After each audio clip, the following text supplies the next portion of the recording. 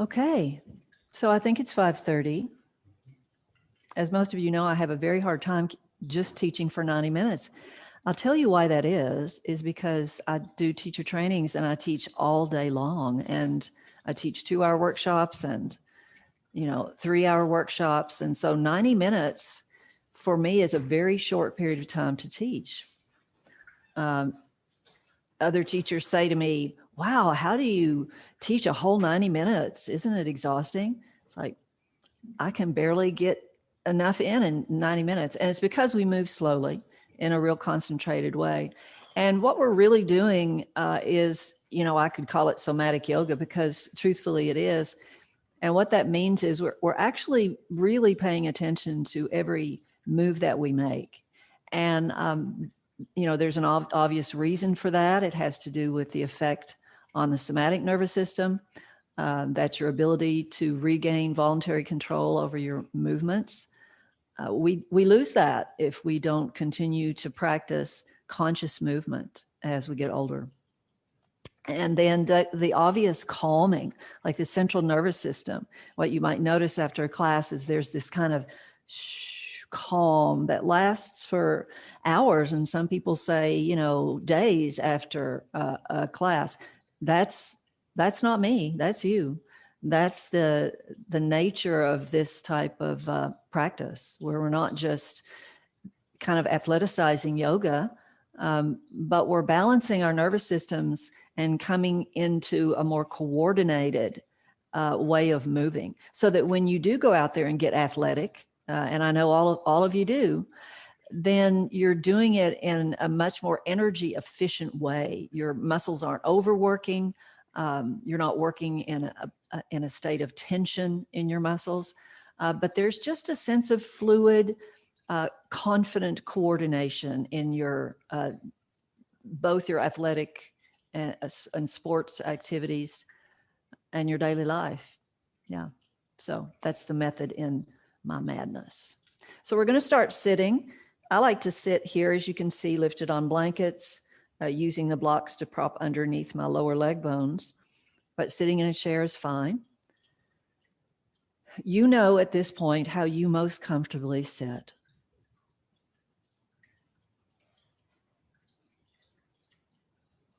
So just notice how you sit today, because it's unique. It's today.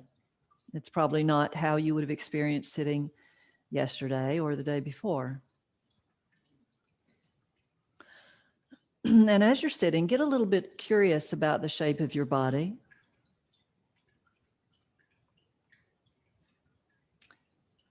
Feel how the base of your body is touching down, kind of rooted, to the ground. And how out of that sort of wide base of the pelvis, the spine grows up. So the first inquiry might be, are you rooting down through your base in such a way that the spine is free to grow up, to rise up? And if you shifted your pelvis forward or back, or to the right or to the left in any way, just kind of experimentally with open curiosity, does it give your spine more freedom to grow and rise up? And you can probably feel the back of your spine, that part of your spine that faces the world behind you that you rarely see. Could you also feel the front of your spine, that part of your spine the world has never seen? And you have a very privileged view of this front spine, because you've got that first person perspective. You can feel into your body and discover that the whole length of the spine is nestled deep into the inner body. When you feel your spine as a whole, does it seem that your spine is behind you? And does it kind of like to drop back and fall behind you? Or does your spine like more to sort of push forward, like it's almost trying to get ahead of you?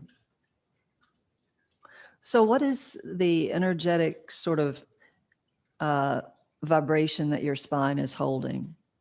Is it falling back a little bit? Is it pushing forward a little bit? And somewhere between those two extremes, there's a place where the spine can simply rest in the body.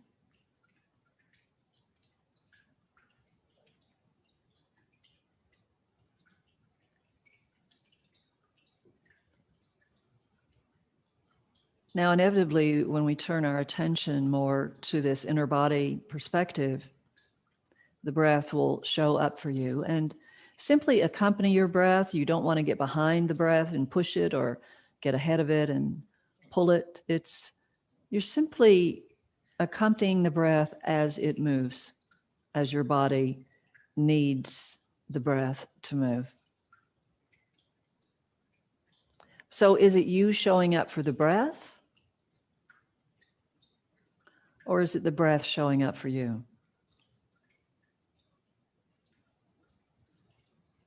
And if you could meet each other, awareness and breath coming together, what we might discover, sometimes it's true for me, others it's not, that there's no need at all to control the breath. That if I simply relax, let go of the hidden gripping in the areas where the diaphragms in the body exist, that the breath knows just how to move that wave of energy and life through me.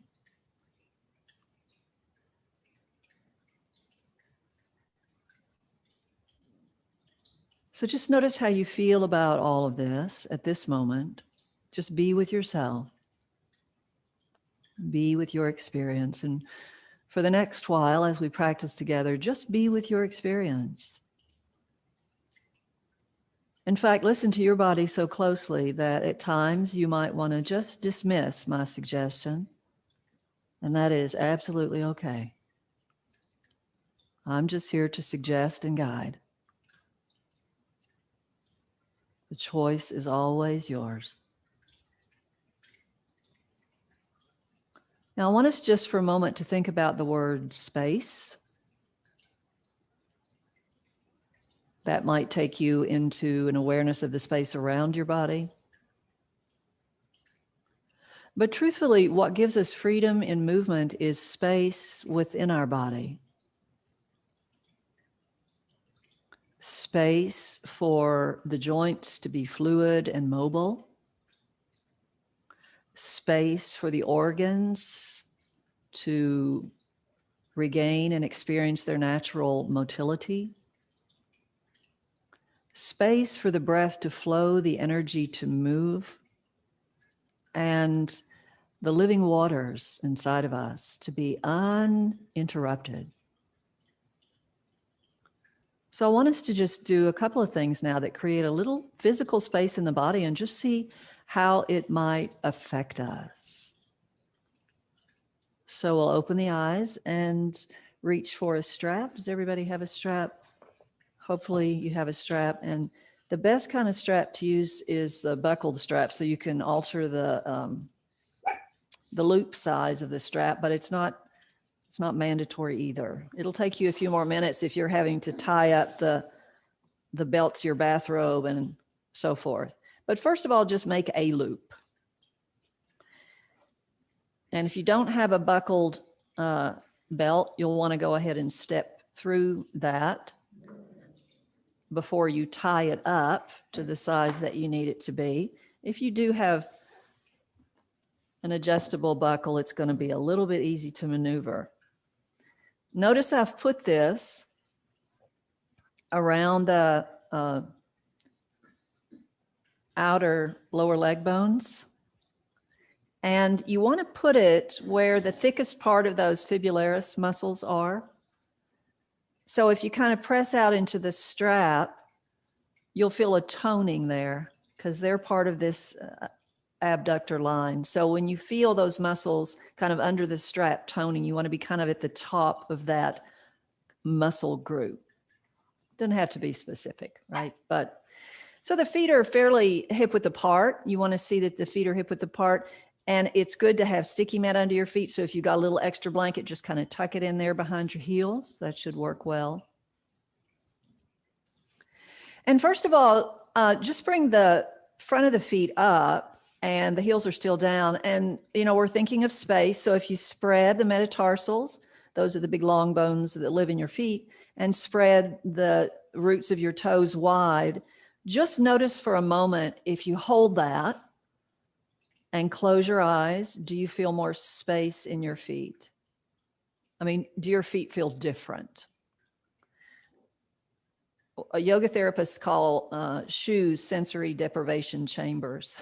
So if you have your feet tucked away in sensory deprivation chambers all day, it might feel like, whoo, yeah, get the feet open, let a little space occur there in the fascia, in the feet, and then relax that. And then keep the inner edges of your feet kind of glued down to the mat as you press out into the strap. Now, as you press out into the strap till the strap becomes quite taut, can you feel any space occurring anywhere? Sometimes it's nice to close your eyes. You can feel into the body sometimes better if you kind of relinquish that visual sense. So I feel each time I press out into the strap, and I like to go in and out of it a little bit, and I actually like to press out into the strap when I feel the inhale coming, because it kind of goes with it, that spaciousness. I can feel my sitting bones widen. Anybody else feel that? Now, when I ask a question, it's for you to answer to yourself, so you don't feel like you have to shout it out or unmute yourself. That's just a self-inquiry to keep you engaged with your own experience. So the sitting bones quite possibly widen out slightly. If you put your fingers on your frontal hip points and wait for the next inhale as you press out into the strap, you might feel the frontal hip points widen out a little bit. See if that's true for you.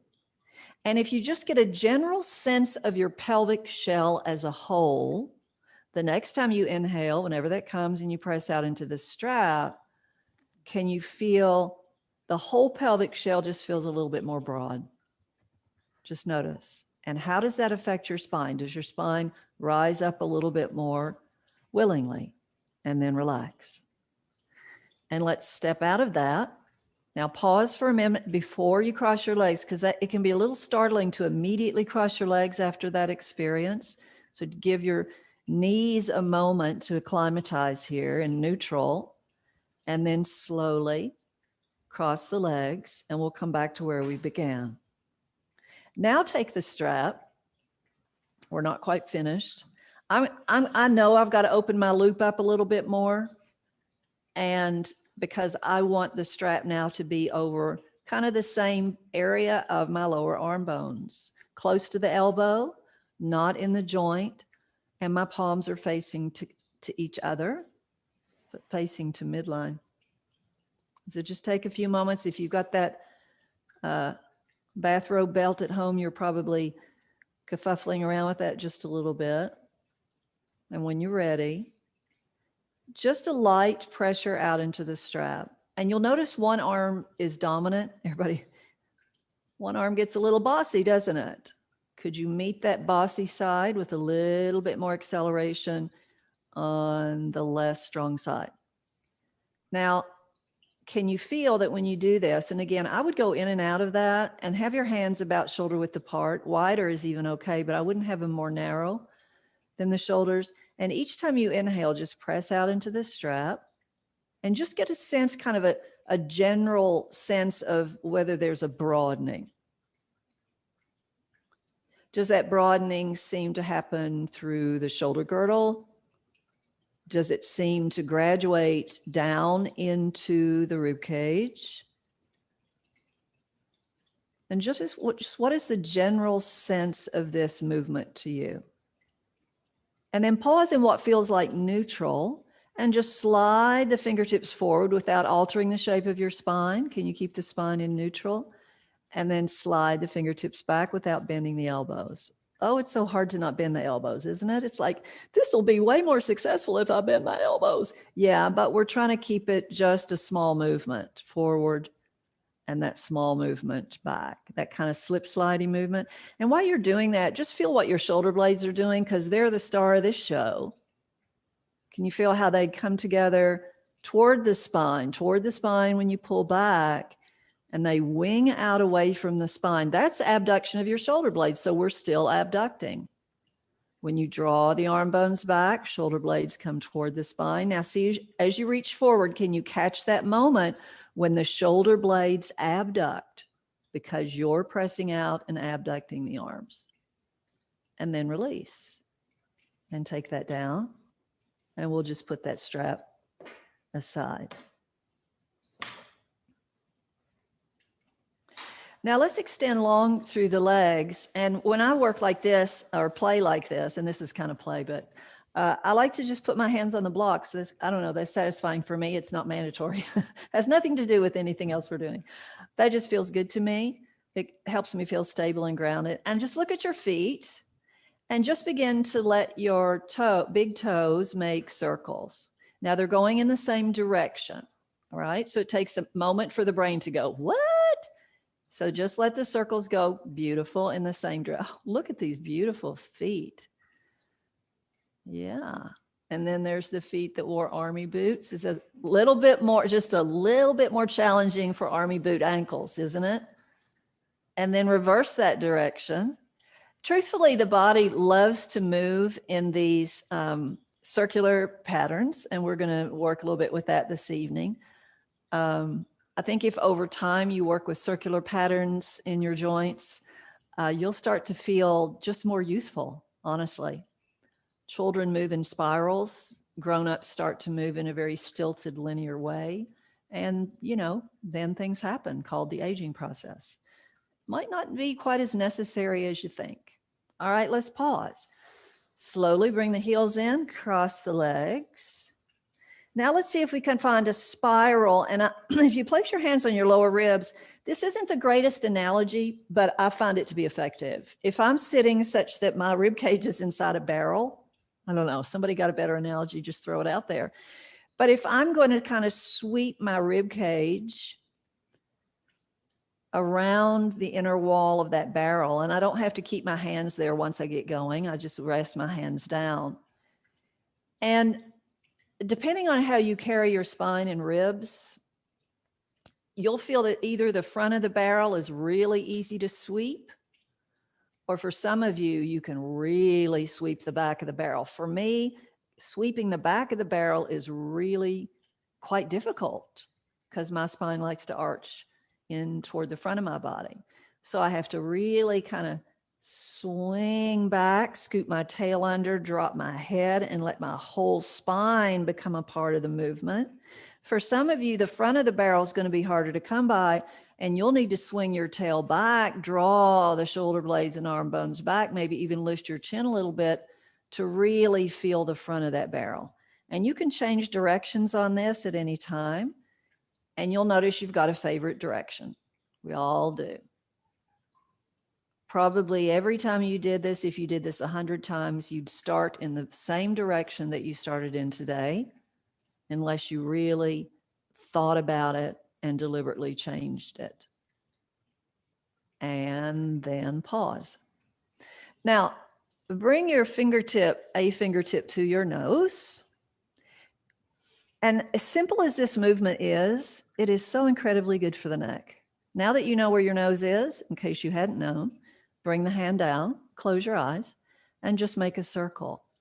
So if there was a clock face in front of you, right in front of your face, you would be attempting to make a smooth circle around every single number of that clock. And you'll probably notice that one side of the clock, somewhere between the 12 and the 6, either on the right or the left, will feel a lot more easy to accomplish than the other. And then reverse the direction, because you went your favorite direction the first time, which means this direction feels a little different, doesn't it? Maybe not as inviting, Interestingly, when I do it on my second side, there's this little kind of ratcheting thing that happens, like a little moment where my neck gets a little shaky from old injuries. So I'm just reconnecting some dots between my brain and my voluntary muscle control. And then pause. Let's rise up now through the crown of the head, lifting the bones behind the ears as we root down. And turn the head to the right. And just feel that you're turning from the back of your head, maybe more than you are your face. And pause where you pause. Open the eyes, gaze forward, wherever that gaze is. Keep the chin where it is. Keep the chin where it is. And let your eyes turn back to the left. Like your face is looking to the right, but you're curious about something back there over the left shoulder. Notice whether your whole spine or rib cage tilts. Could you keep rising up through the crown? And just let the head be turning to the right and the eyes be turning to the left. This is harder than it sounds. For me, my ear wants to go tipping down to my shoulder and all of this other thing want to happen. So I'm trying to keep it kind of clean. Transverse plane spiral to the right. Eyes turning back to the left. And then if the eyes decide to look to the right, do they carry my head a little further than it went naturally the first time? And then back to the center. And pause. Get that rooting down and rising again. Can your body feel that? And can you feel your core comes alive somehow inside as you do that? And then chin turns to the left. As the chin turns to the left, see if it can be a turn from the back of the head and not the face. Once you've reached that comfortable position, just let the eyes slowly spiral back to the right. Now, oftentimes when we're doing something different that is this sort of odd, the breath will stop. If you're kind of a breath holder, I used to barely ever exhale as far as I know. And then suddenly the practice of yoga came along and things began to shift. So just notice that the breath is moving. You don't have to mess with its rhythm. Just let the belly be soft. See if you can feel some of the spaciousness in your body. And then let the eyes turn back to the left. And do they carry your chin a little bit further than it might have gone before? And bring the chin forward and all the way to the right. See how much mobility you have all the way to the right now. Is it a little bit better? And bring the chin forward and then all the way to the left, not straining, just seeing where the natural fluidity of mobility can be. And then back forward, take your arms out to the sides. And this time as you turn to the right, can you let your whole rib cage and spine go with you?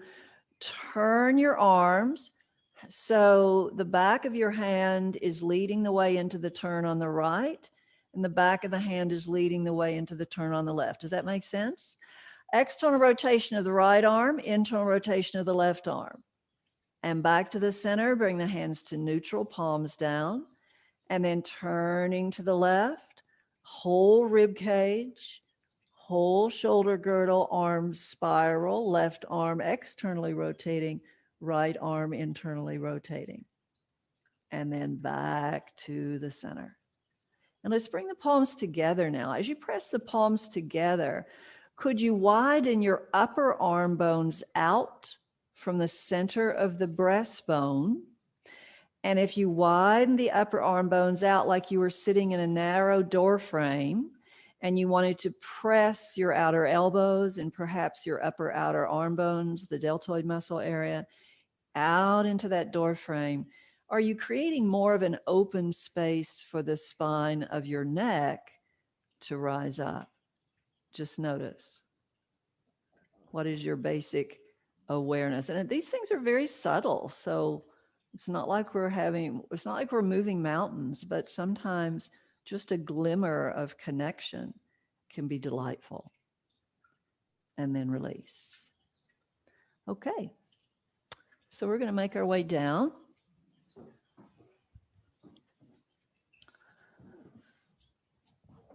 And I'll position my blanket like this today. Base blanket over the headward half of your mat.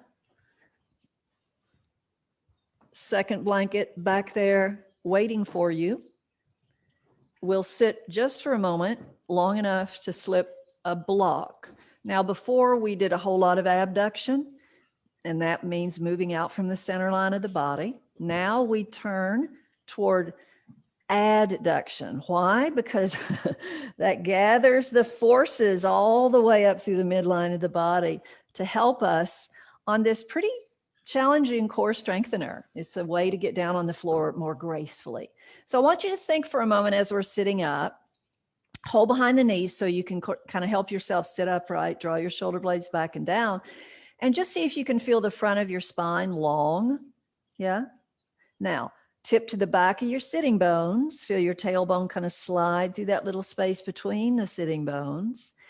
And notice if you press into the block, can you feel the front of your spine closing, condensing, and the back of your spine getting longer? So that's flexion. Now, bring one hand to your pubic bone, the center of your pubic bone, and just draw a line up to the navel, just a soft little movement. And think of, as you bring your hand back away from there, that deep in the body behind that sweeping sensation that you felt is an invisible zipper. Can you zip that up so that as you roll over your tailbone and your sitting bones and squeeze the block, don't worry if your feet float, that's okay. Can you take one spinal bone at a time to the floor? And the answer to that is probably no, but that's what we're looking to try to accomplish. And, you know, there's no hierarchy here of good or bad, better or worse, but it does help us to feel how strong the deep core muscles actually are. Now let's extend the legs long. And put your hands on your frontal hip points and feel the area between your frontal hip points. Just get a general feeling of the tone. Now, this is the lower belly, so it's meant to be rounded and soft and fluid. That's the nature of this part of our body at rest. But I want you to notice what happens here and whether it happens. If you lift your head up just to look at your feet, did this area tone? Just notice. And then bring the head down. And while you're up there, did you notice whether the legs were pretty much extending evenly out of your pelvis? And now, take your arms down and out to the sides, turning the palms up, and just feel your body on the floor in this way, like you might lie down on the beach or perhaps out out on the lawn in the grass. It's almost the time of the year where you can just lie down in the grass and feel the cool, moist earth beneath you before the droughts arise. So how does your back body meet the ground? Feel the back of the pelvis, just the general feeling of balance between right and left. Now, don't set yourself up for disappointment here by hoping you find symmetry. 99.999% of bodies will not feel symmetrical in this position. That's because you've lived a life and you've twisted and you've turned and you've bended and you've lifted and you've stooped and you've stretched and you've lived a life. And the body has archived all that. And it's wise. And it's loyal, and it's alive. And feel how the shoulder blades meet the ground. Is there an evenness? Probably not. And is the feeling of groundedness in the shoulder blade, does it carry down through the arms into the hands in any way? Can you feel the residue of a hard day's work? Do you feel the lightness of joy recently experienced? Is it hard for you to even stay connected to what you feel at all? And that there's nothing wrong with that either. Remember, this is just open curiosity. And if you feel along your spine now, does your neck and your head, do they also feel a part of that long spinal structure? And then bring the legs parallel before you slide them in to stand the feet. And as you stand the feet with the knees bent, could you position the feet such that you've got about a 90-degree angle behind the knees? So there's an open angle back there at the back of the knee joint. And just notice how this changes the weight bearing in the back of your pelvis.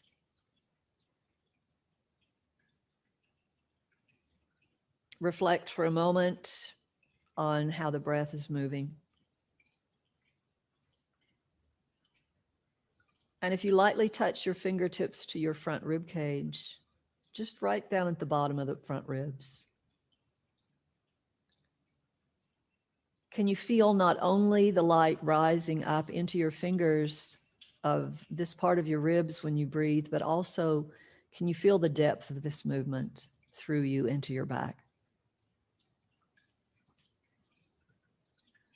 And how does that change your perception of embodiment? How is it to feel just the depth of you? And if you do feel the depth of you in this experience, does that sense of spaciousness move into other areas? Does it stay localized, or do you feel that depth moving downward to your feet and pelvic floor? Do you feel that that depth on each inhale moves upward into the center of your rib cage and up to the upper lobes of the lungs and the collarbone area?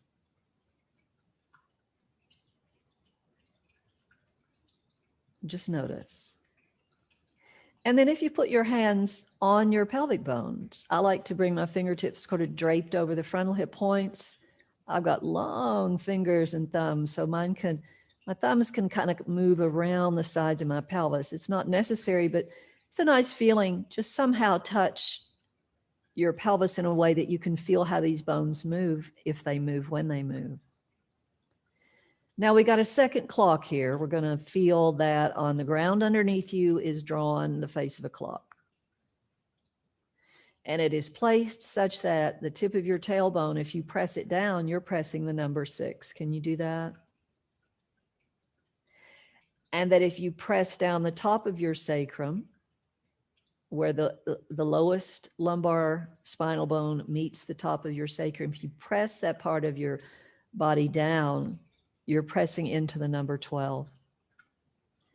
Now, you've already probably noticed your deep abdominal wall starts to engage when you do that, when you press the 12. And if you slide down the sacrum toward the number 6 and you press the tailbone straight down into the number 6, can you feel the spinal muscles tone? And if you slide from 6 to 12 and you go back and forth, can you get interested in how actually there's a whole lot more happening than just a rolling of the bones? If you take it more slowly, perhaps than you might originally have done, then you might feel that the deep abdominal, call it the inner corset, it's actually the muscles that attach right to the spine. The transverse abdominis muscles, the pelvic floor muscles, all become very involved in pressing down the number 12, don't they?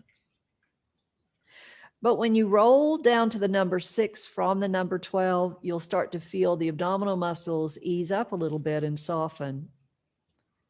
The lower back muscles start to lift the spine into that light arch, and the pelvic floor opens. And then pause.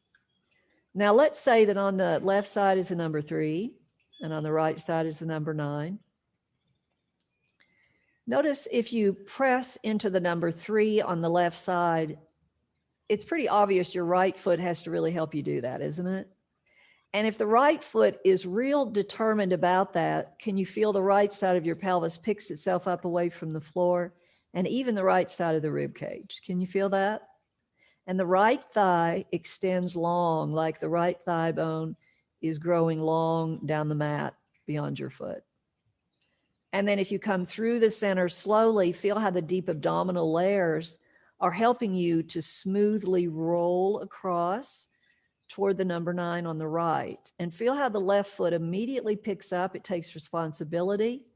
The heel presses, the roots of the toes, joints move down. And the more firmly you press into the 9, the more firmly the left foot presses. And so the left buttock and hip will pick up, the left rib cage will pick up. And how far can the left thigh kind of reach out of the hip to extend the deep core muscles of the psoas inside? And so now you can quicken it up just a little bit and lighten it up just a little bit, going back and forth between the 3 and the 9. And just feel with your fingertips touching your frontal hip points at your, this is moving the pelvis in the transverse plane, isn't it? It's a spiraling movement. So as best you can, stay real interested in this. You're doing beautiful things for your iliopsoas. This is creating a lot of length. Whichever side that you're on right now, that the thigh is lengthening away from you and that side of the body is lifting, can you feel some deep length along that side of your spine? Feel how long you get inside. And then rocking through the center, feel the deep abdominal layers, how they can integrate and coordinate their action beautifully to take you smoothly to the other side, either the 9 or the 3. And how much length can you get on that new side that's lifted up, thigh elongating. And then relax.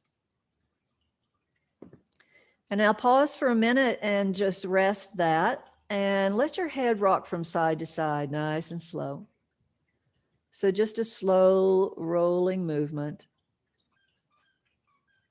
And there'll be the perfect amount of rocking to the side of the head where your neck and your jaw feel pretty at ease and pretty friendly about it. And if you're used to sort of cranking your neck and pushing, just be alert to the moment when you do that. And notice whether there's a moment where your body says, you know what, back off here just a little bit. And then pause. And feel where your nose is. You probably don't have to touch it now. You've located the nose on your face.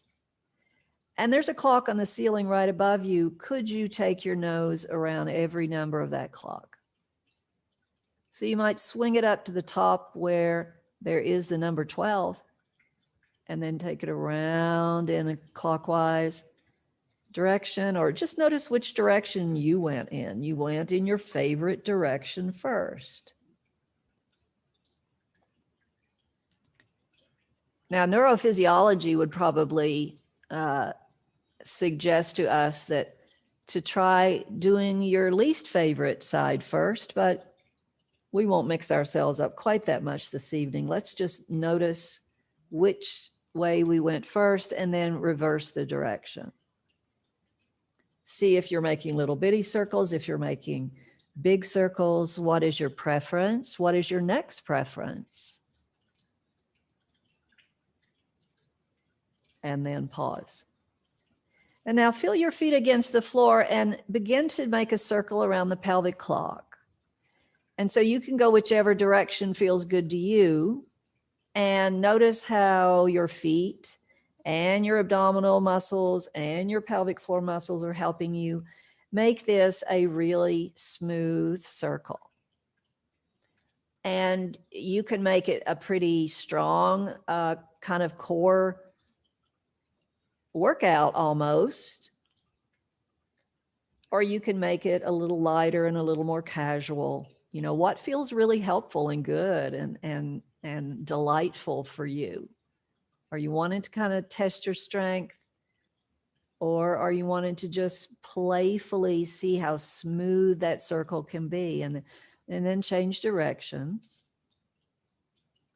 And notice as you're making the circle a little bigger on the pelvis, like you're trying to hit the very outer rims, and you take your arms down and out to the sides, turning the palms up maybe. And see if by any chance, as you're circling the pelvis, that your nose is creating a circle as well. Is it possible that these two movements synchronize themselves naturally? And could you keep the knees from moving quite that much? Could the knees stay fairly lined up with the hips?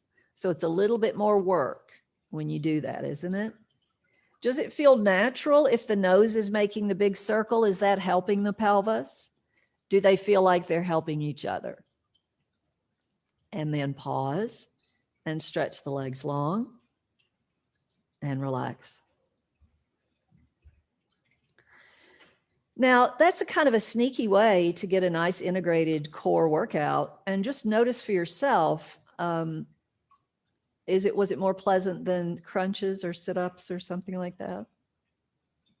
And do you feel alive in your belly? And do you feel alive in your pelvic floor? And with your legs extended long now, do you feel any difference in how your pelvis meets the ground, or your shoulders, or any difference in relationship between the two? Can you just get a global sense of your body? And then lift your head up. Feel how your belly tones. Look at your feet and bring them parallel. So the legs are extended out of the hips. The feet are sort of standing to attention. Keep them that way as you bring the head down. And now with the legs in this position, begin to make a circle with the pelvis over that clock. Now, with your legs extended long, it's going to be obvious fairly quickly that the movement is more limited, isn't it? So do your feet remember any kind of movement from previously in this practice that might help that circle to feel a little bit more natural? Can you bring back to mind some sort of circular action with your feet that allows you to circle around the numbers of that clock beneath your pelvis? And if your feet don't automatically jump on board with this, start making those circles with your toes in the same direction, both feet making the same direction of the circles. See if your pelvis doesn't follow along with that. And now what about your head? Can you feel how all these circles go together? And what if you reverse directions? Because you did your favorite direction first. Notice how this direction feels. And sometimes you can feel like you're steering the whole thing from your feet. Sometimes you'll feel like you're steering the whole thing from your pelvis. And sometimes you can actually feel like you're steering the whole thing from your nose. And then pause and relax. I find that to be one of the most delightful movement patterns that the body potentially has. Just notice how that feels.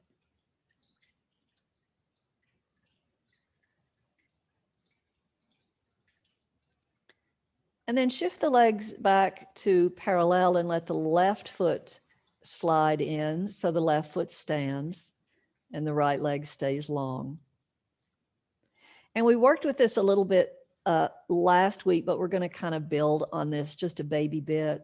If you place your hands on your pelvic bones and you just feel that right foot touching the imaginary wall, and just for the sake of a little bit more core integration, you can lift your head, look at your right foot, see that it's lined up with your right hip and standing to attention.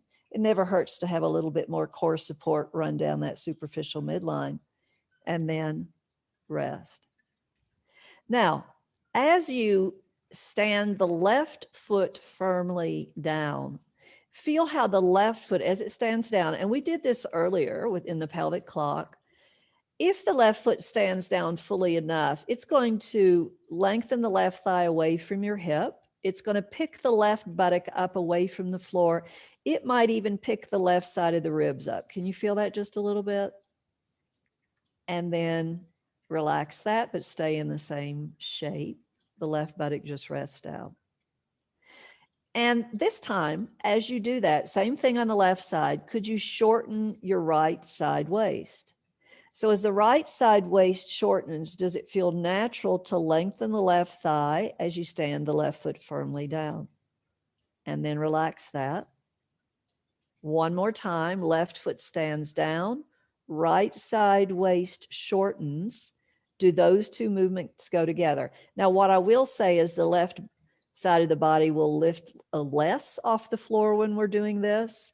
It'll be more just a sensation that the left thigh lengthens and the right side waist shortens. Now pause, relax. And I want you to notice what happens if you slowly just reverse the position of the two legs. In other words, we're going to do it simultaneously, so you don't do one at a time. So let's go back to where we were. Right leg long, left foot standing. Now, after an inhale, on an exhale, let's create a little bit of a noisy exhale.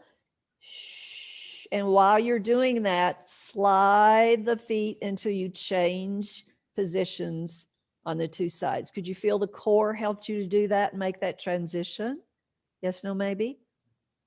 Right foot stands down, right thigh lengthens away from you, left side waist shortens. Notice that. And now, change positions of the feet. Immediately the right leg is long, shorten the right side waist, lengthen the left thigh by standing the foot down, and then change sides, noisy exhale.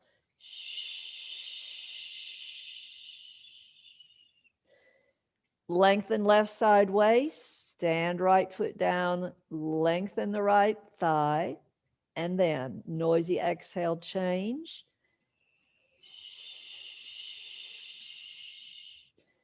Right side waist shortens, left thigh lengthens as the left foot stands down. Noisy exhale, change. Pause. Both feet stand, both knees bent. Now, what is that movement? Why would we do that? Because that exact kinesiological action happens when you walk. That is exactly what's meant to happen every step you take. And so the core integration, that coordination in the psoas, the transverse abdominis, the rotators, the pelvic floor, all of that might just come back to your walk if you work with that. I don't know. You know, people ask me whether I do yoga every day. Let's remove the blanket under the head. People ask me if I do yoga every day, and I say, yes, I do yoga twice a day. And they say to me, well, should I do yoga every day? And I never tell people to do yoga every day. What I suggest to people is that they do yoga only on the days they want to feel better. All right, so here we go. Nothing under the head now. Let's take the arms out to the sides, turn the palms up. And first I want you to feel how it feels to deliberately stand your shoulder blades down. Like they're not just resting down, they're not just hanging out there on your back body, but you are deliberately standing them down. Notice how that feels with the arms long. And then bend the elbows, hop the elbows in close to the sides of your body. This is a kind of robotic position, really, a 90-degree angle at the elbow joint. The back of the elbow is lined up with the shoulder joint. And notice again, now as you press the elbows down, do your shoulder blades want to pick up off the floor or press to the floor? Because it makes a big difference. So as you press the elbows down, can you also press the shoulder blades down? This is called shoulder extension. It's not a movement we do very often.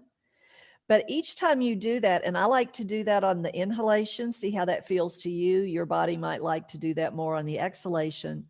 But just notice if you go in and out of that rhythmically and kind of let the breath find its way in until the breath movement is sort of leading the way, perhaps.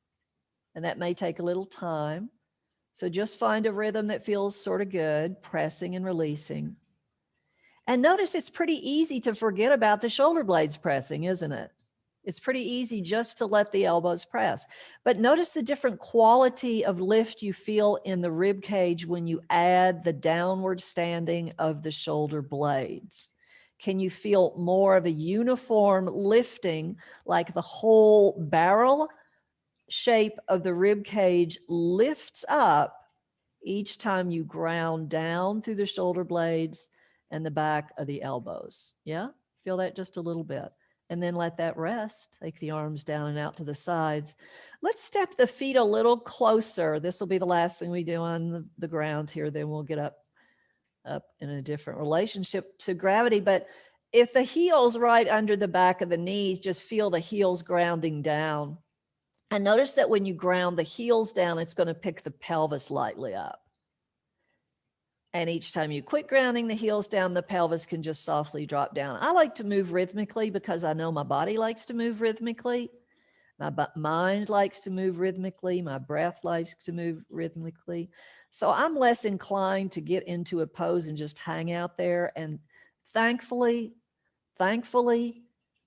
there's a growing body of research that backs me up that says, don't get into a yoga pose and just hang out there. There is really no point. So if I press down through the heels and I feel that little bit of lift, if I go a little further with that and the pelvis rises up, now see how that feels for you. And I want you to notice how your feet are grounding. Have you uprooted the inner edge of your feet, or have you uprooted the outer edge? We have different tendencies. Can you feel the center of the front of your heel bones grounding down? Find the front of your heel bones. The front of your heel bones, right dead center in the front of your heel bones. Can you take that part of the foot down? And if the pelvis just barely lifts and higher is not better here, you want to feel actually that the pelvis is just kind of hanging like a bucket from the thighs. And that's really interesting because the psoas right now is hammocking. The psoas is hammocking on the right and the left, potentially, so that there's a feeling of length and ease and almost pooling in the groins. Now then, let's go back to something we did earlier. It's going to be a little bit different. We're going to jazz it up a little.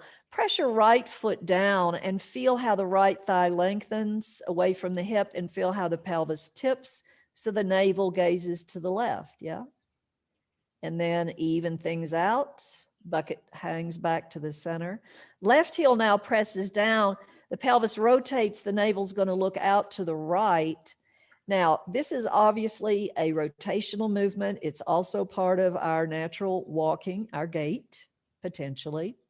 And so as you go back and forth between these movements, it's also very strengthening for the thighs, for the buttocks, for the lower back, and all of that too. But what we're trying to do is wake up a natural spiraling pattern in the body. And here's what we're going to do. So if you can feel that when you stand the right foot down and the pelvis starts to rotate to the left, could you then bring your elbows close into the sides of the body and give a little bit more of a press with the left elbow so the breastbone looks a little bit to the right? So here it's pretty easy, opposite foot to elbow, yeah?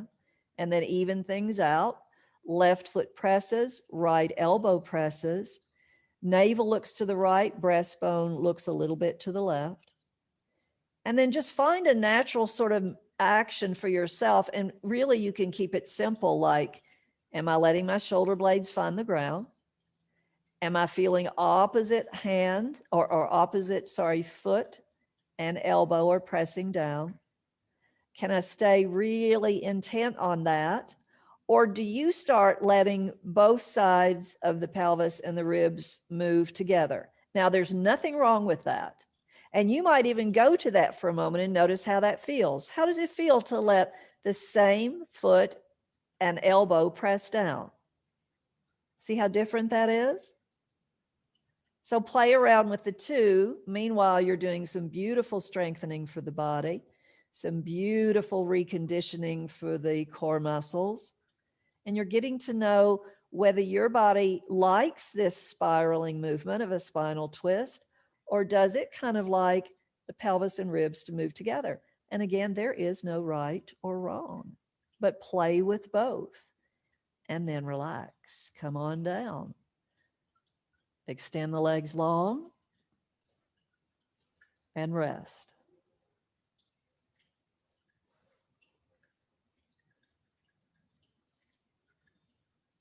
And how does it feel as you rest here, as you let the legs just flow out of the hips and the arms just flow out of the shoulders? Does it feel inviting to you to just reach the arms overhead? And, you know, depending on your shoulders and how they're feeling today, you might be able to just drape the arms back there somewhere behind you. The elbows will probably bend and the elbows will probably widen out. And just notice what your arms like, what the space allows. And then does it feel good to stretch long through the whole right side of your body, growing the leg out of the hip, growing the arm out of the shoulder? Can you feel into some new areas? Are some new areas waking up? And then soften to neutral for a moment before you wake up the other side. And sometimes it's surprising. It's surprising to me, and I've used my body as a laboratory for all my life, really. Sometimes it's surprising the areas that show up that need a little bit of a stretch, that need a little bit of a waking up. Like today, I'm feeling my pectoralis muscles on the right side more than the left. That's a surprise to me. That's not what usually shows up. So you never know how your body's going to surprise you.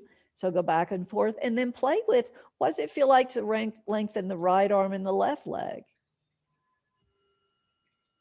And then soften to neutral, and then lengthen the left arm and the right leg. And then soften. And then could you, from deep in your core, gather your arms and legs back together and hug the knees lightly to the chest?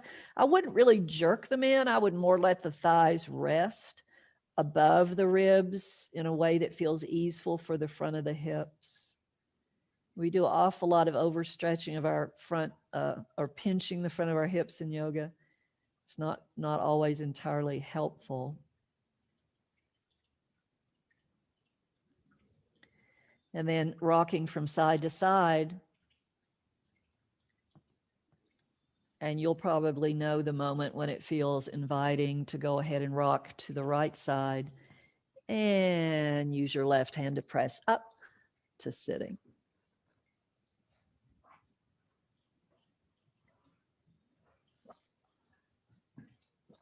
All right. Just give yourself a moment. We were down there a long time, being very focused inward to the body. So it takes a moment to acclimatize yourself to your environment again sometimes.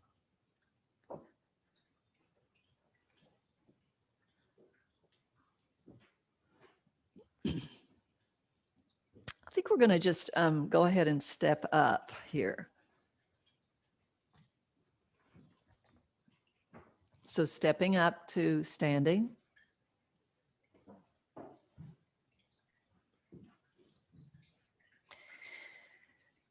And by and large, everything that we have done has been to release tightness through the deeper core areas of the body. So when we work in that way, oftentimes when you stand, you just feel a little taller, a little different, a little altered. So just take a moment and notice the altered state. And shift the weight into the right foot just a little bit and then into the left, and just go back and forth, not in a way to make you woozy or dizzy, just to notice how your feet are meeting the ground. And can you, when you take your weight into one side, really kind of use the ground in almost a little push to get you back going in the opposite direction? So you're not just sort of toppling around up there above the ground, but you're really kind of using the ground. So that may mean that you kind of bend one knee and then the other.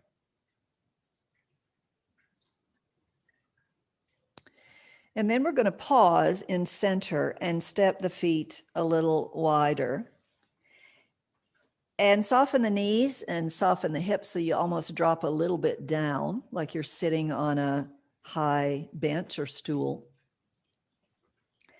And notice here with the feet fairly parallel and the knees bent, that if you feel the inner edges of the feet clearly rooted down, could you not lose the base of your big toes, but also root down in what you might think is the outer heel? Now the heel bone is almost perfectly round, so that sounds crazy, but it's just a rooting down from the kind of behind the ankle bone down to the outer heel area. And when you root down there, can you feel a toning from the outer hips down to the outer heels? Just notice. Now, for those of you who tend to always pitch forward, kind of locking the knees and going into this strong arch in the back, that's an important connection to make. That outer hip to outer heel connection, that toning all the way down from the outer gluteals to the outer heels. If you tend to be a person that sort of sits back with the spine somewhere behind your body, what's going to be a more important connection for you is to root down through the base of the big toes to feel that kind of forward and downward pulling of the frontal hip points. But if you can have an equal balance between the two and then feel like you're trying to widen the sticky mat with your feet, like you're trying to pull your feet apart, but they don't actually move. And it's better not to lock the knees on this. That really won't do anything for you.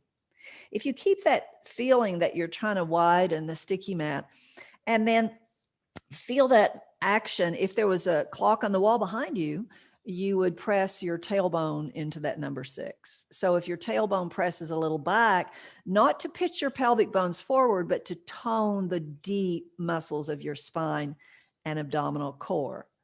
Could you keep that action going, almost like that sacral nutation, because that's what it's called, is leading the way, and take the weight slightly out of your heel bones. Ooh. You don't really have to lift them, just shift the weight out of them. You'll feel around the sitting bones, there's a lightening there because this unhooks the upper hamstrings. So you keep that moving forward. Sitting bones stay above the heels. They don't move back behind the heels.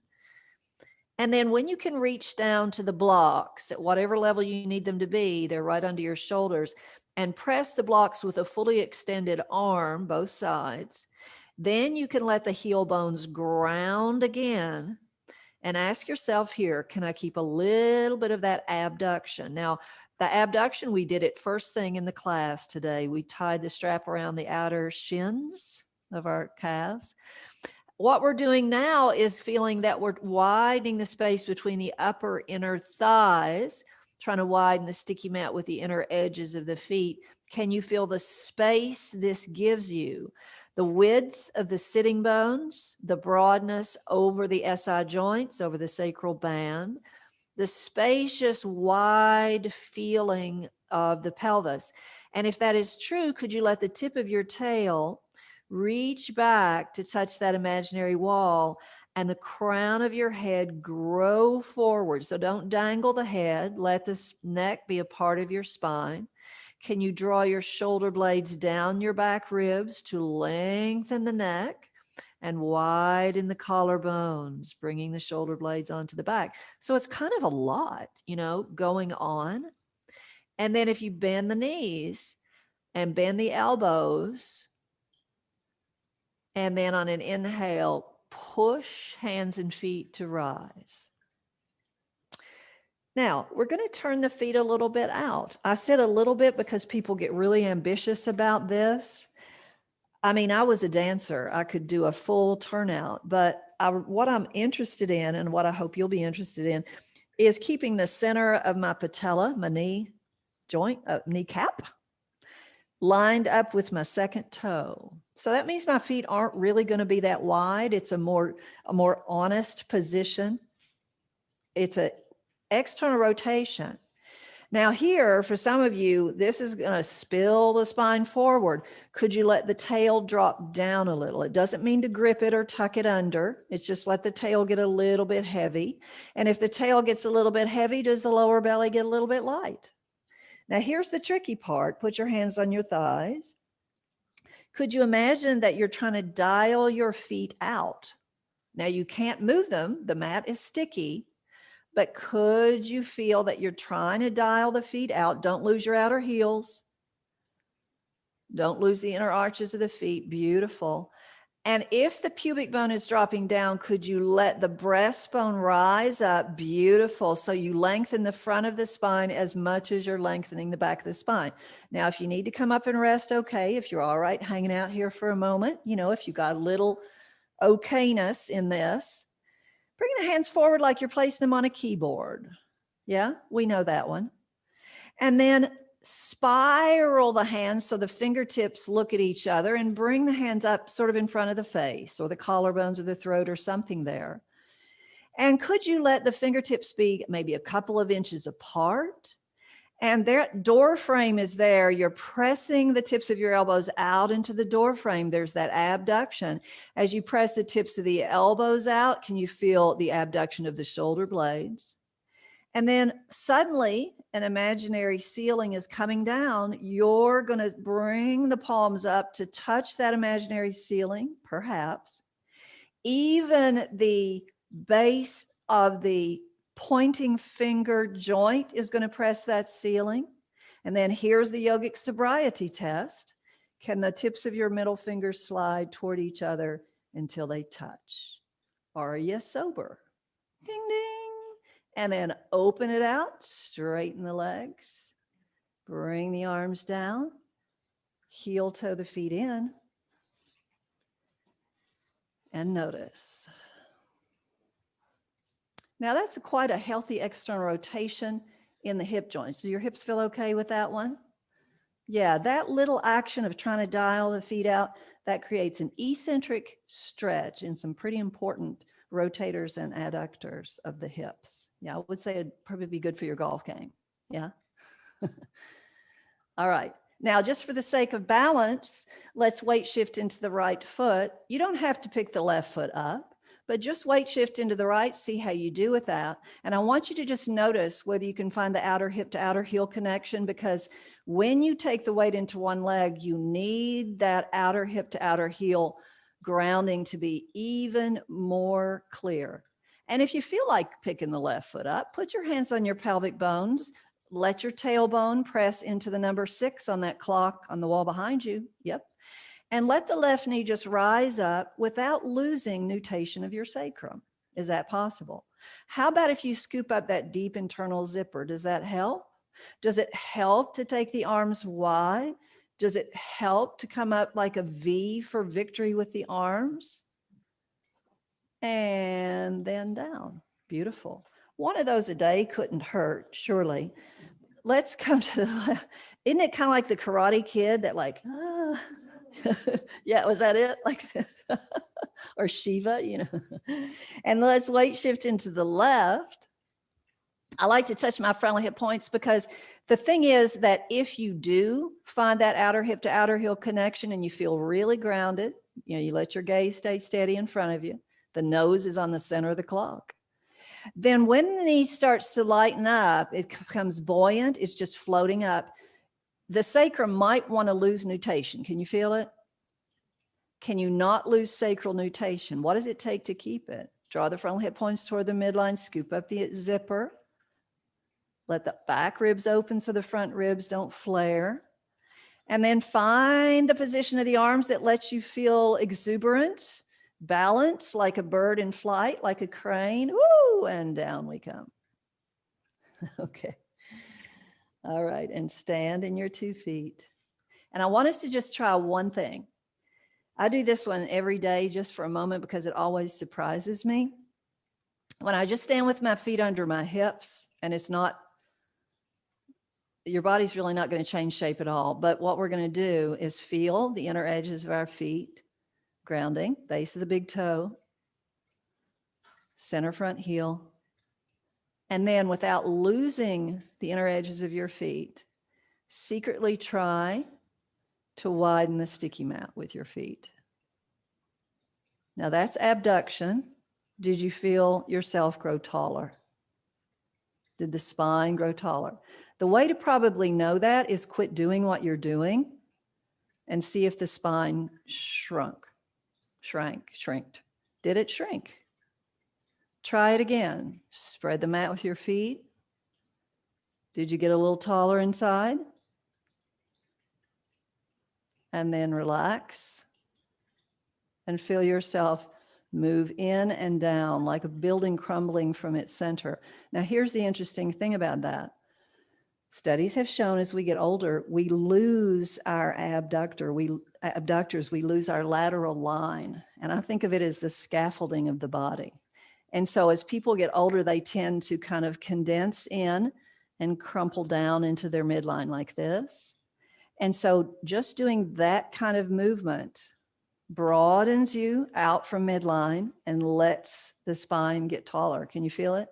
So doing that anytime you think of it in your day, I think you'll feel more grounded and strong, kind of open inside, grounded to the earth, and not so apt to pull in and kind of crumple down. I mean, life can do that, certainly.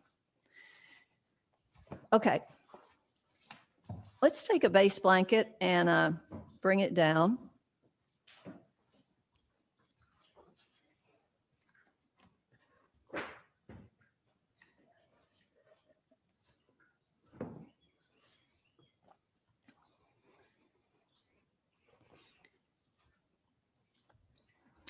And we're going to take 2 blankets, bring those to the center, and come up to sitting. And as we come up to sitting, and you let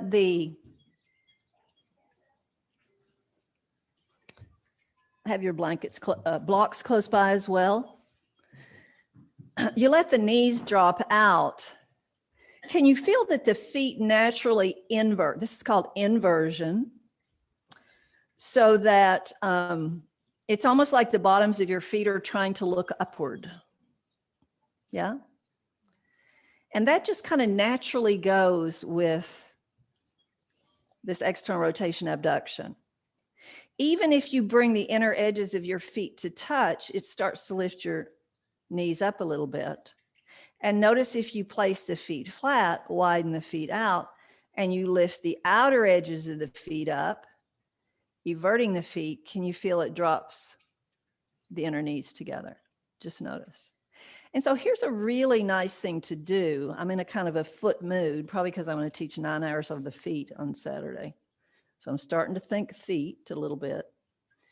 If you bring your hands back behind you, now I've got the blocks on this second highest level like that. I could also place them down on the low level, but what I want to do is have the heel of the hand up, but the mounds of the fingers down, so I'm not overstressing my wrists. And the blocks may even tip for you and with you. That's fine too. Just finding the most comfort and ease and how you can kind of lean back and not collapse onto your hands, but press your hands down as if your hands are grounding the blocks to the floor. Yep. Now, give a little nutation to the sacrum. And what will help you do that is lifting the front of the feet up, giving a little pull on the sticky mat with your heels. Can you feel how the sacrum picks itself up and into your body? Now keep a little of that going. See if you can find this part of the rib cage if you're wearing a bra. And why would you in yoga unless you're teaching, honestly? But here, this area outside the bra cup area. So men, you're going to have to use your imagination with this one. Can you let that area rise up as the chin drops? Now look back to your feet and let the feet guide the way here. If you invert one foot and evert the other, the knees will drop one way and then change sides. Now, what I know is that if I keep my feet very active, that my knees are really happy. And the moment I let my feet get sleepy, it's a better word than lazy, sounds less judgy, that my knees won't be happy if I do that. So I'm going to really let my feet be expressive, very expressive. And then pause. Then slip the one block away, put the other block between the lower inner thighs. Hop forward until you almost feel like you're going to tumble forward off the blankets. Because as we come down, and we're doing the very same thing we did at the beginning of the class, whereby we let the pelvis roll back, we let the tailbone slide through the space between the sitting bones. We give a kind of a sound to our exhale as we hug the block. And we also, like if that wasn't enough, we also find the deep invisible zipper.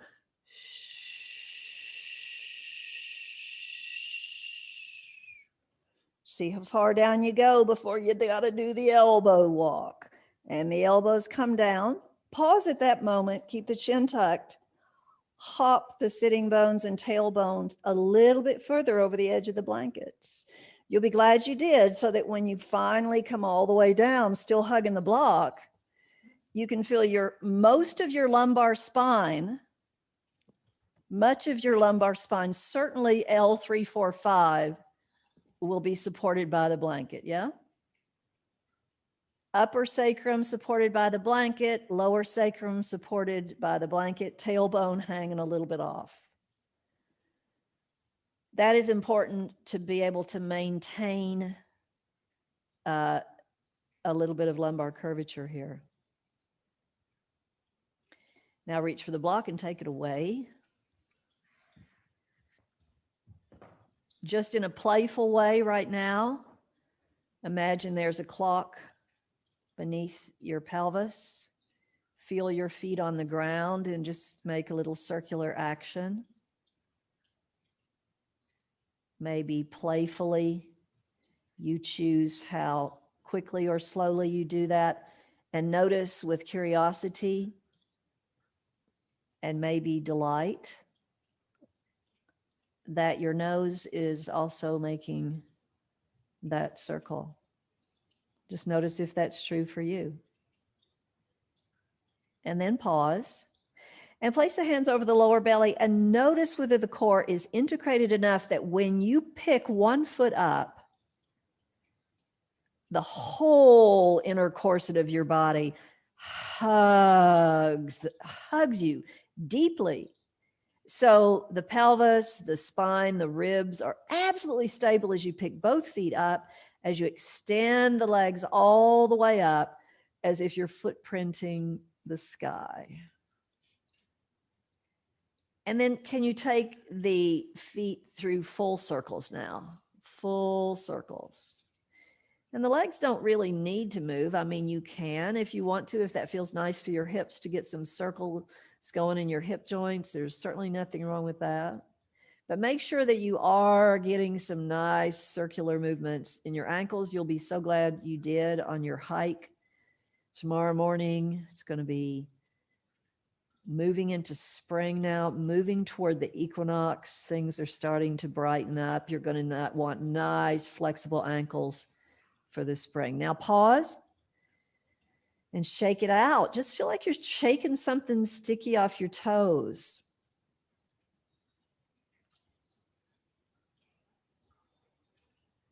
And then pause and notice whether the core rushes in, anticipating exactly the amount of strength you need to slowly, gracefully let the feet come to the ground. Ah, yes. Much more delightful core workout than a sit-up, yeah? And then feel whether it is inviting to you to just kind of throw the arms back overhead. And reach long through one arm as that knee on that side reaches away from you because the foot is pressing down. And if you feel ready to do this kind of stretch, you can even extend that leg long down the mat for a moment. Does it feel good to you to just reach it out? Oh, yeah. Nice big fascial stretch through the side body. And then come to neutral just for a moment, that sweet moment of neutrality.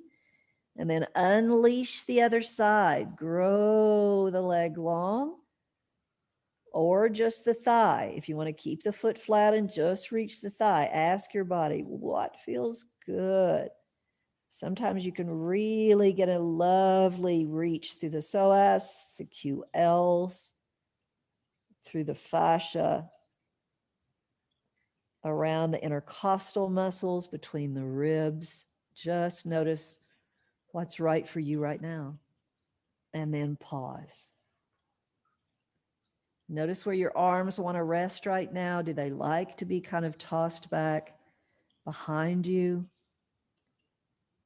How much do the elbows want to bend? What gives you the most comfort and ease? And if what gives you more comfort and ease is to have the arms out from the shoulders or down by your sides, find that. What's the position your arms want to be in right now?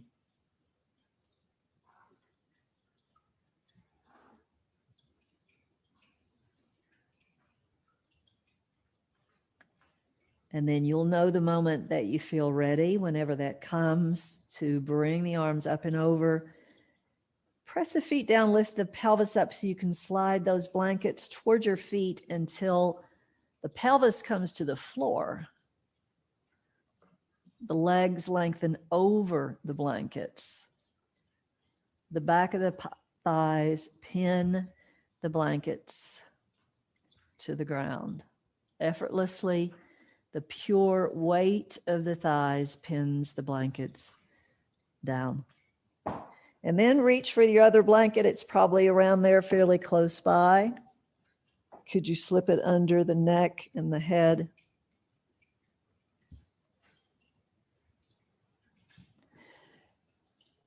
And then you find what movements, what manipulations, what do you need to do to get just that much more comfortable.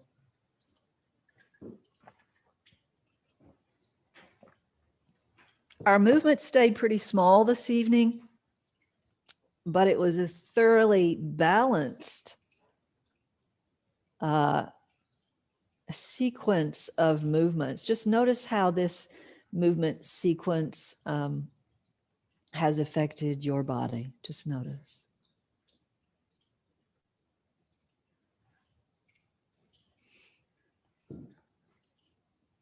Keep looking for that place of the most comfort.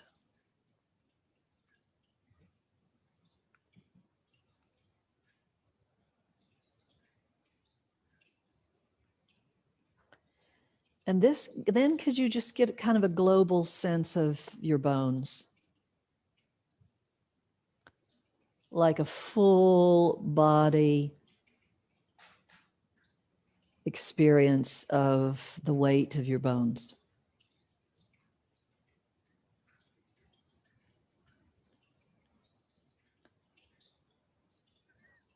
Let's start with the lower jaw.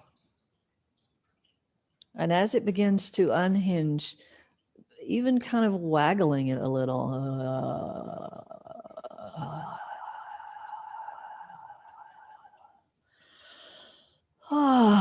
Maybe a sigh or some sound wants to come.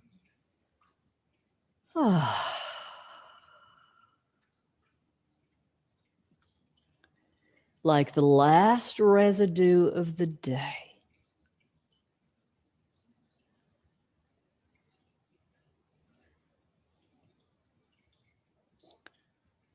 And then how heavy can the cranium be?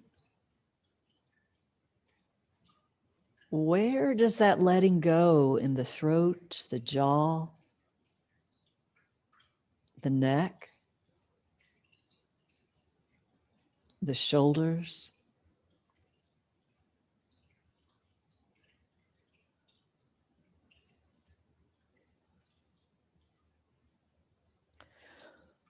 Where does the heaviness allow for lightness?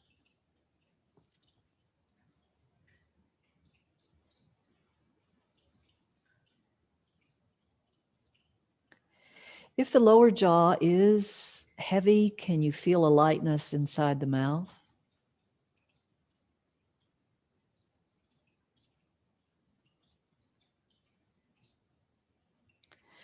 And if the cranium as a whole is heavy, can you feel a lightness in the sinus cavities? The cranial vault that houses the brain?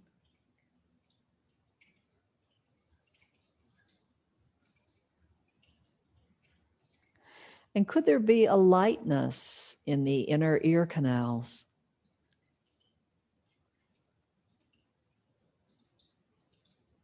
And the eye sockets?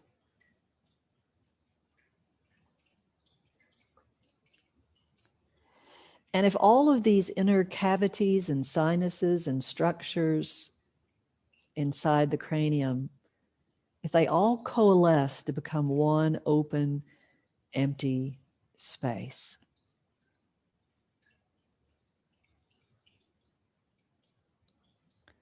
can you perceive just open, empty space?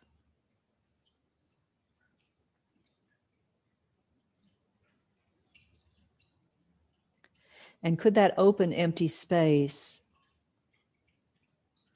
is it really that different from the space all around your head?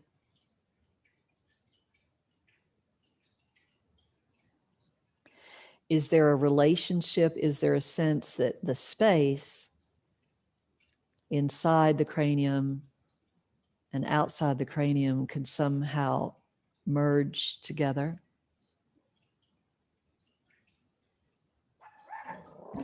Maybe it's through an opening right down the center line of the crown of your head. Is it possible if that suture could spread, widening the crown of your head like French doors opening to the sky?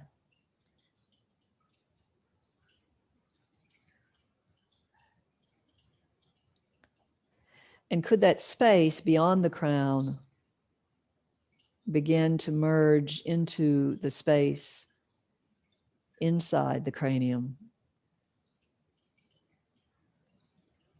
playing along that radiant sensation of growing space between the temples?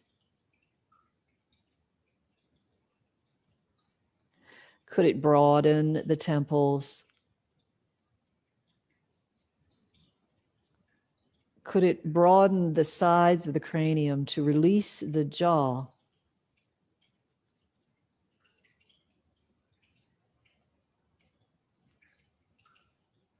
To allow the ears, the outer architecture of the ears, to expand limitlessly?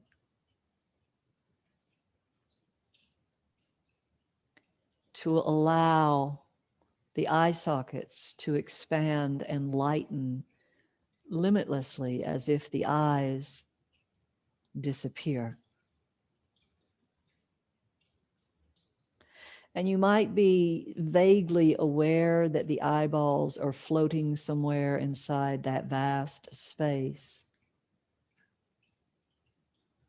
And with all the space around the eyeballs, you might be able to feel the very top of the eyeballs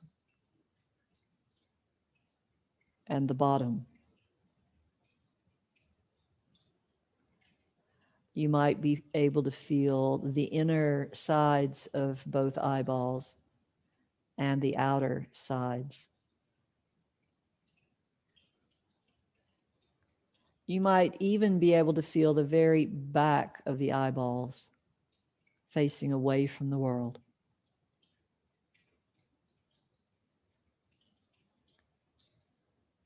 And what you knew before as the sinus cavities might be just simply open, empty space.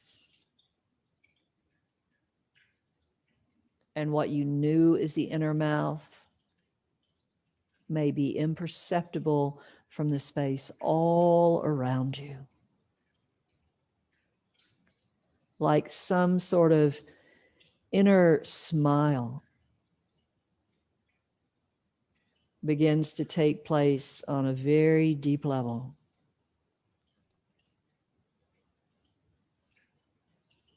A smile for no reason at all.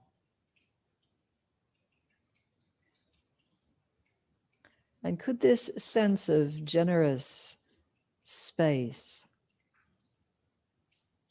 begin to move down into the throat and the neck? Could it spread its way through the inner walls of the shoulder girdle, moving down the arms as if the arms were just open, empty tunnels or channels for that radiant sensation of light and life to move into the hands, right into the center of the palms, washing away all the work you've done today. Can you feel the lightness in both thumbs? Both index fingers, both middle fingers, both ring fingers, and both pinky fingers.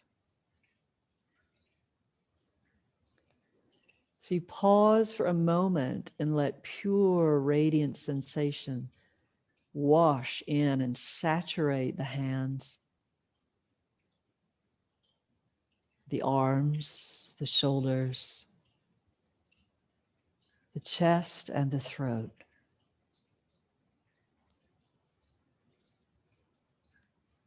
And could that spaciousness, that radiance, spill generously into the chest? Could you feel the hollow, vast space, the depth of you from front to back, right through the heart and the lungs?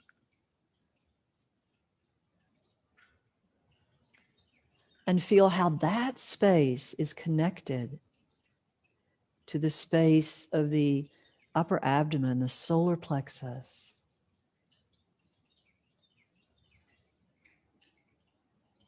How that space continues to pour down, letting you feel your way down into the hollow open space inside the pelvis.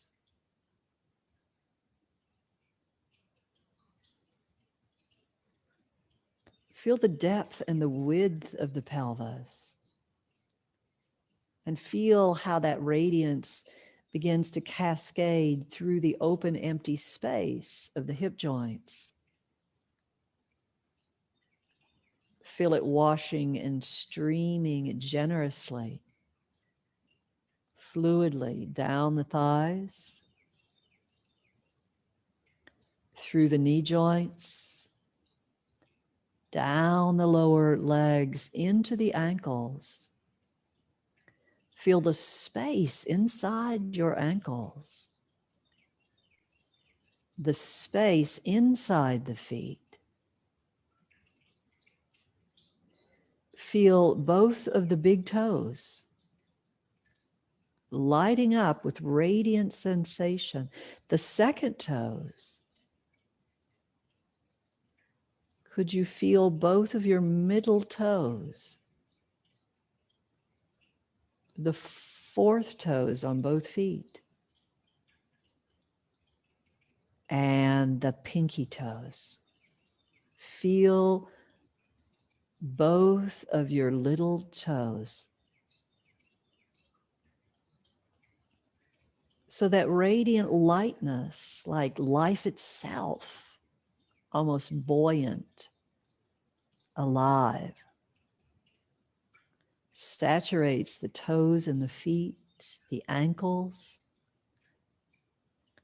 the calves, the knees, the thighs, the hip joints, and the pelvic floor. Feel the lightness in the roots of the body, through the pelvis, through the torso, into the chest and shoulders, arms and hands, neck and head.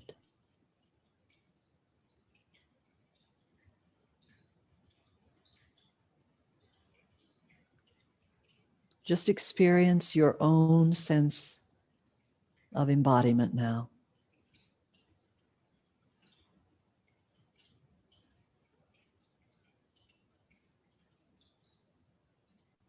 How very earthy that your body is. But at the same time, so fluid and spacious and filled with life energy, like a spark moving you ever onward.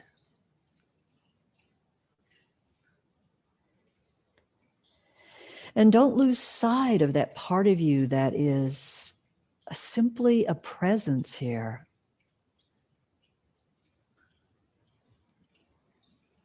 Almost like a quiet observer. The one who experiences it all at once. Know yourself as awareness.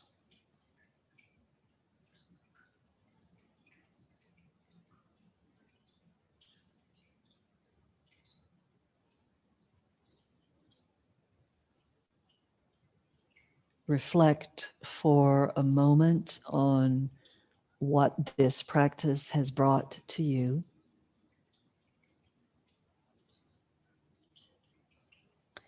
And listen for any urgings that arise inside of you for how you might move forward in your life.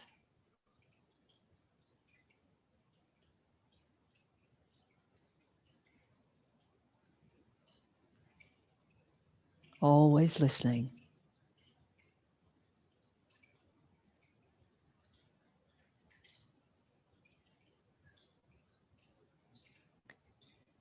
And then feel your way back into your fingers and toes, and maybe just a little bit of movement starts there. You'll know by this time how your body wants to make the transition back. I wouldn't hurry myself. Nice and slow. And eventually we'll just come back to sitting just for a moment together.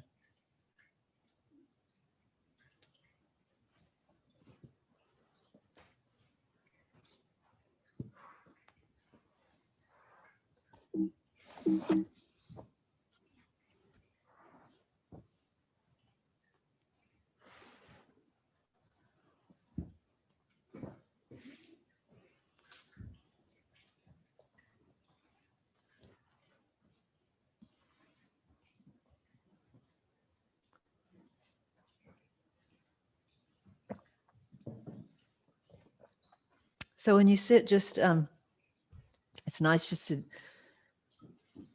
be with yourself for a moment and check in with that very first inquiry, which was, how are you just sitting? How much of yourself is on board here?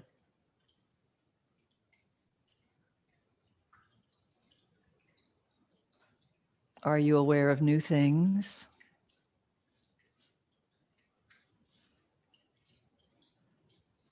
And if you are rooted down through your base, is the spine in the body, and is the spine able to rise? You know, just those simple little inquiries, honestly.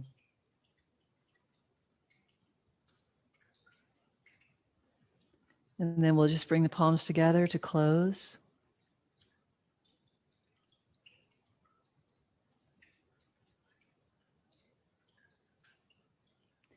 Thank you for coming. Namaste.